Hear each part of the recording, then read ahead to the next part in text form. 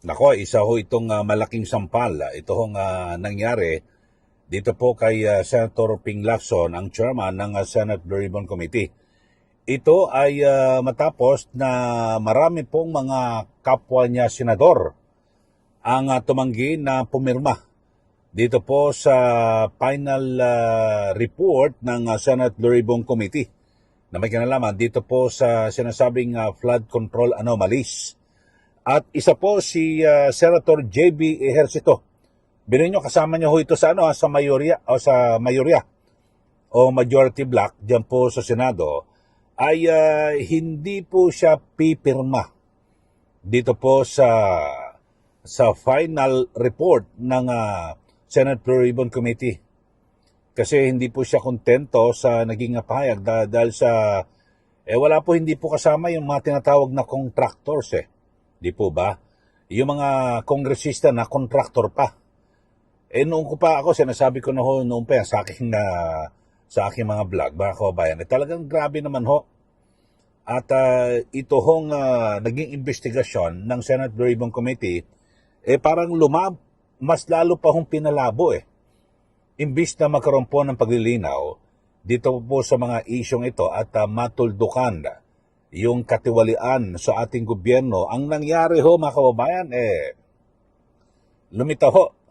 Base po na rin sa mga, sabihin natin na pagtingin at ng mga kilalang na mga politiko rin, halimbawa si Congressman Igirice at iba pa ho na tagamasid, lumilitaw ho, nagkaroon po ng cover up o yung pagtatakipan na tinatawag ho mga kababayan At sabi po ni Senator J.B. Ejercito na kanyang nilinaw na tumanggi siya na pumirma dito po sa final report ng Senate Blue Ribbon Committee kasi bakit hindi nakasama yung yung mga kontraktor, yung mga kongresista na naiugnay po dito po sa mga construction firms na nakakuha ng ng napakalaking kontrata partikular sa mga flood control projects.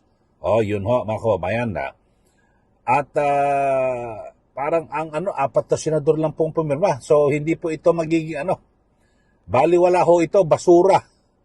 Basura po itong final report ng Senate Blue Ribbon Committee. Dahil sa ngayon ay ang pumirma lang, apat lang ho. Itong si Senators Riz Ontiveros, Kiko Pangilinan at Bam Aquino.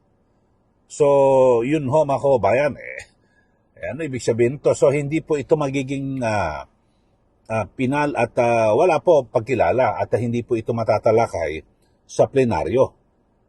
So matindi ho ito at isang sabihin natin, malaking dagok ho ito sa pamumuno ni Senator Ping Lacson bilang chairman ng Senate Blue Ribbon Committee. Sa ngayon kasi ang dami-dami ho mga kababayan na mga talagang lumulutang na mga pahayag at maaring sila po ay magbigay ng testimonya, di po ba? Kasi ang dito ho, ano ba talaga ang layunin ng ng komite? Di ba? Tuklasin yung mga ebidensya at anomalya, yung mga pinag-ugatan at paparagutin yung mga sangkot sa katiwalian, di po ba? Wala po Ang dami ho ng mga nagdudumilat ho ng mga katotohanan. At lumalapit na ho ang ebidensya. Katulad lang ho ito sa 18 ex-Marines. Ito ho, eyewitness ho sila.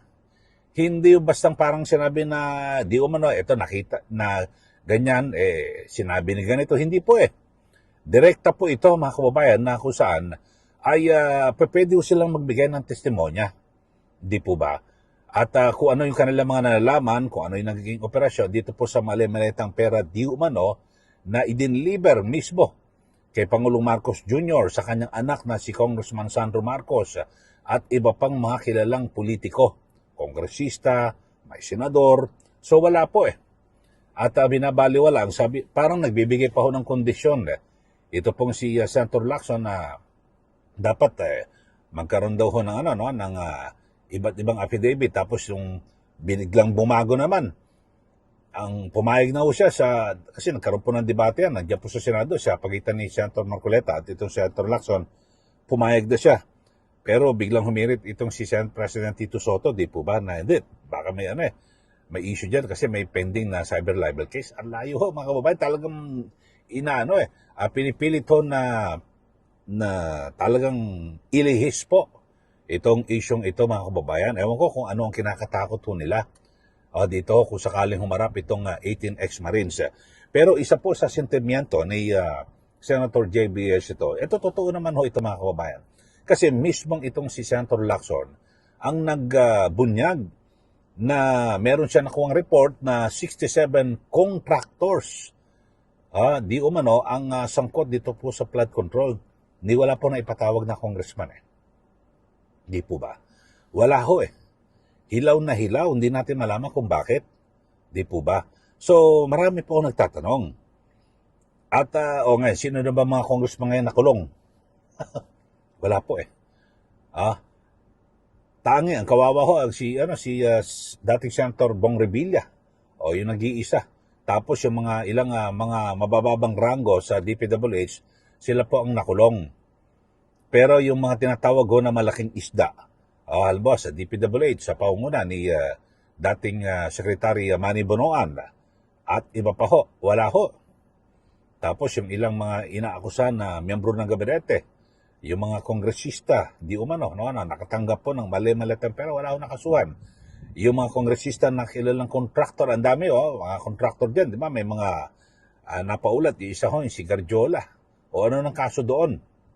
Wala ho, mga kababayan. So talagang hilaw na hilaw at sabihin natin, masasabi ho natin na ito hong naging investigasyon ng Senate Bureau Committee ay kulang na kulang. Kayo ho, mga kababayan. Diba? Kulang na kulang ho, mga kababayan Ito hong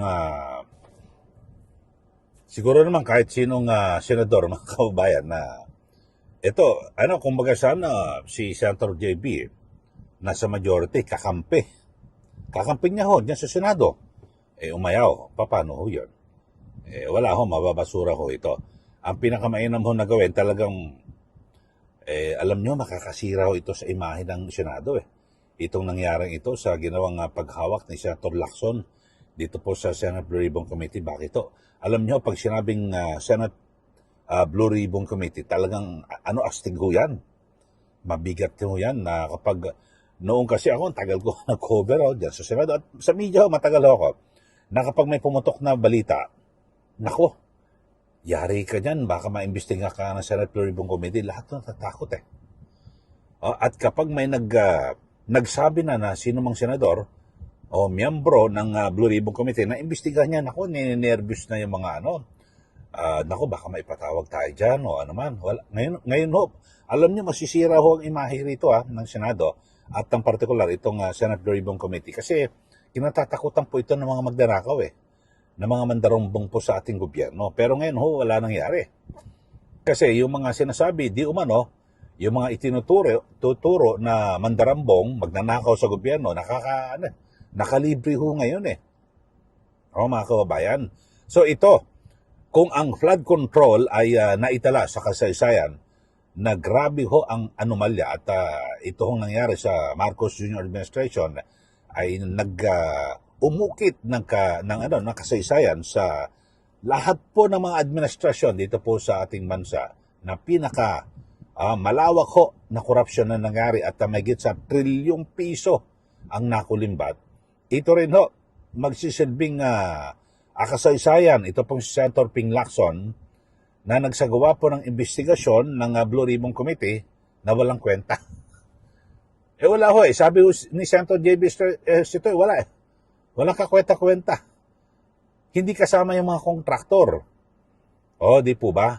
Masakla po rito. Tapos itong si si Senator dating Senator Trillanes, tuloy-tuloy yung kanyang pagpababangong puri na kung saan ay nag-file siya ng multiple cyber libel complaints laban po dito sa 18 ex-Marines sa Department of Justice o DOJ. At so ito naman may kinalaman dito po sa sinasabing di umano'y pagsuporta raw ito sa kaso sa International Criminal Court laban po kay dating Pangulong Rodrigo Digong Duterte. So yun ho, tuloy-tuloy lang ho mga kababayan. Pero alam nyo ho, pinakamaganda yan, di kasuhan yun ng kasuhan. Pero ako naman, dapat hindi po napahuhuli ang nagpapahuli ang Senado ho dyan eh. Kasi importante na, di ba, yung mga ganyang issue in aid of legislation, mga kababayan, ay yung mga ganyang napakatindi ho, napakalawak na korupsyon na nangyayari dito po sa ating bansa sa flood control na kinasasangkutan ng mga opisyal mismo ng gobyerno, ng Pangulo, ng kanyang anak, ng mga kongresista, may mga senador, mga miyembro ng gabinete, dapat ho hindi ito binabaliwala eh.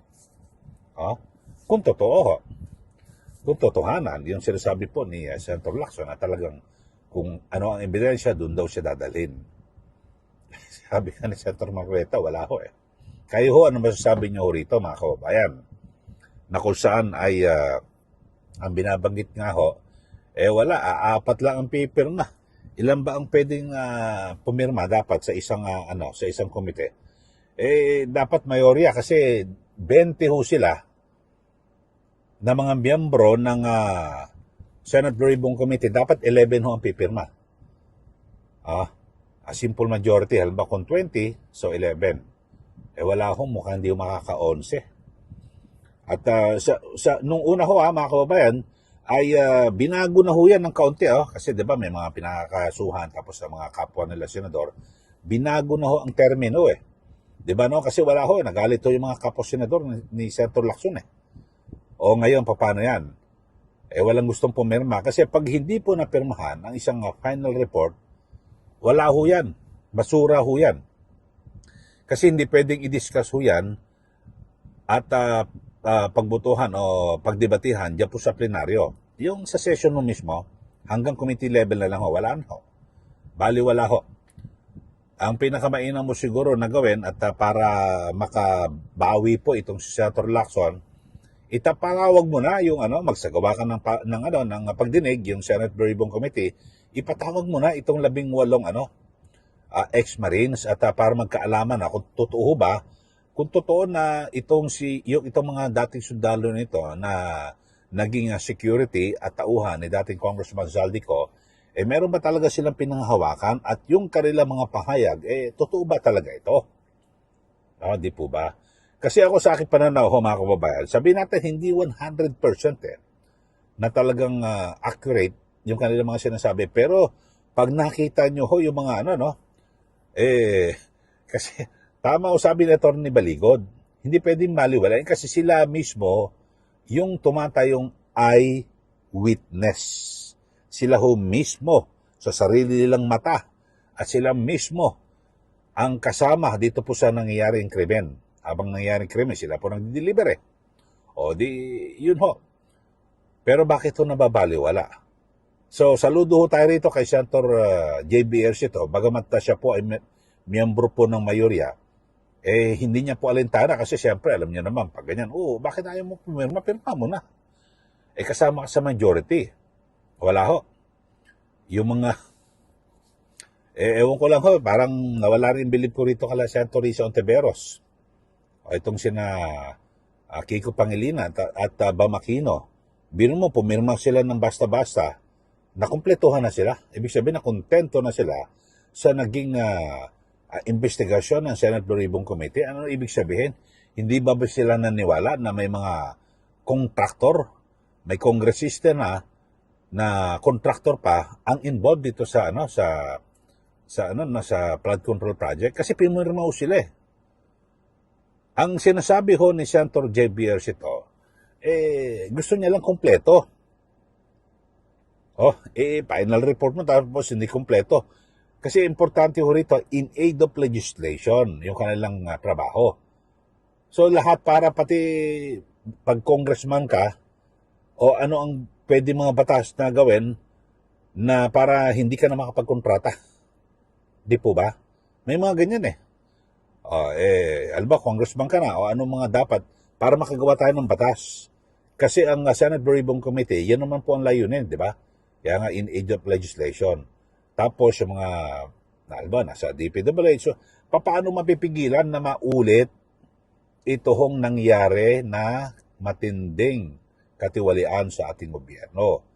Wala ho kung nangyari, parang nagkakaroon po na di umano o persepsyon ng cover-up o takipan, wala ho talaga.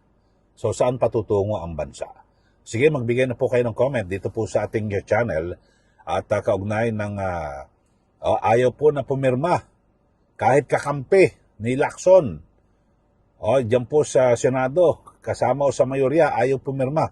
Isang ehemplo, ito po si Senator JBS ito. At yung iba pa hong mga miyembro, abangan ho natin kung sila ba'y pipirma. Kasi 20 ho sila eh. 4 pa lang ho silang pupirma. Siyempre si Lacson, chairman. Ontiveros, Pangilinan at Bamakino, 4 pa lang ho sila. Ilan pa kailangan? 11 ang kailangan eh. Kasi 20 po ang miyembro ng Senate Blue Ribbon Committee. So, 4 to sila. Naku, ang dami pa. Kailangan pa ng 7. 7, siguro, sa 7 ay kailangan. Siguro si Soto, baka pumirma. Siyempre, barkada niyan si So, hanggang dikit niyan si Lacson 6 na lang. Yung Vice Chairman, si Erwin Tulfo, Senator Erwin Tulfo, so pumirma. May 5 pa. Mahirap. Ewan ko lang kung paano ho ito mangyayari, di po ba? Sige, magbigay na po kayo ng comment dito po sa ating channel. At ako, masasabi ko lang ho, isang malaking sampal ho ito kay Senator Lacson na kung saan parang binaliwala at nakulangan ho sa kanya yung kanya mga kapwa-senador sa kanyang performance bilang chairman ng Senate Blue Ribbon Committee. Sige, magbigay na po kayo ng comment at sa mga bago lang po sa ating channel, subscribe na po kayo at huwag niyo pong kalimutan na yung akin sa Facebook paki-like Eli Saludar. Maraming salamat. Muli ito po si Ka Eli. Magandang araw po sa ating lahat.